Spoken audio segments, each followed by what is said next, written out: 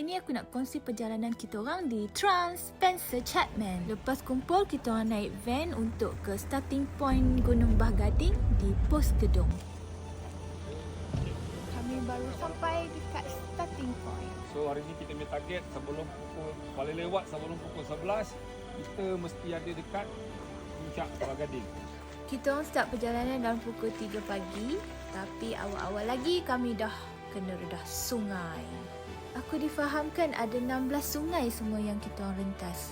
Ada menaik, ada menurun, tapi memang kena hati-hati sebab licin dengan ada hujan renyai-renyai juga pagi ni. Hampir 3 jam perjalanan, kita orang pun sampai ke First City. 545. Kita orang tak rehat lama kat sini, just regroup dan terus jalan.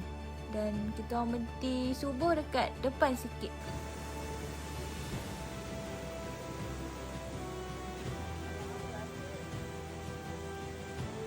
Hampir pukul 8 pagi. Hari dah cerah. Kami hendak menuju ke Gunung Bah Gading.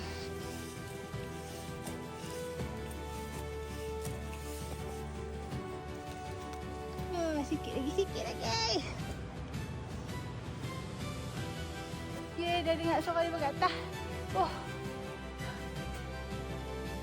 10 kilo EG1296. Mantap. Puncak pertama. Kita orang rehat lebih kurang sejam dekat Gunung Bah Gading. Lepas tu kita orang terus turun dalam pukul 10 pagi. Terusnya kami rehat dekat last water point. Sebab lepas ni jauh pula baru akan ada sumber air. Camp yang nama Transit. Inilah camp yang penuh sejarah, Camp Freddie Spencer Chapman. Kalau korang nak tahu sejarah pasal Freddie Spencer Chapman ni dengan lebih detail, ada translate version Melayu tanpa ampun. Boleh dapat dekat aku punya showcase. Ini ada left right. Perjalanan yang start cantik dah kat sini dengan mosi-mosi. Seni perjalanan kita orang untuk ke Camp Cup. Orang ni macam naik gunung kak pula benar. Kita naik bagai. Laluan bermosi yang cantik boleh dapat sepanjang untuk ke Gunung Kak. Gunung Kak. Gunung ke? Kita orang tak lama dekat Gunung Kak. Dalam 30 minit macam tu kita orang terus jalan. Menuju ke last Batu Putih. Pukul 21. Daripada Gunung Kak nak ke Camp Batu Kor lebih kurang 1 jam. Kita orang regroup dulu dekat Camp Batu Kor sebelum gerak ke Gunung Batu Putih. Batu Kor.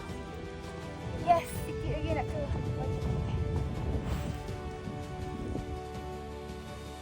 Sebab banyak menaik dan roller coaster untuk sampai ke Batu Putih, tempoh perjalanan kita orang lebih kurang 1 hingga 1 jam setengah macam tu lah. Puncak Batu Putih. Sipi-sipi nak ke 7. Kita, wow. Tekan. Mantap. Kita orang sangat bertuah sebab kita orang semua dapat view sunset dekat sini. Kita orang rehat saat maghrib dan terus jalan. Dugaan kami untuk turun daripada Gunung Batu Putih ni agak mencabar juga sebab banyak akak-akak nak macam turun korga juga. Aku dah tak banyak ambil gambar dekat bawah ni sebab agak bahaya dan kita orang rushing untuk tamatkan perjalanan. Ya. Akhirnya pukul 2.11 kami berjaya menamatkan Trans Spencer Chapman. Oh, action. Kami sampai. Siap.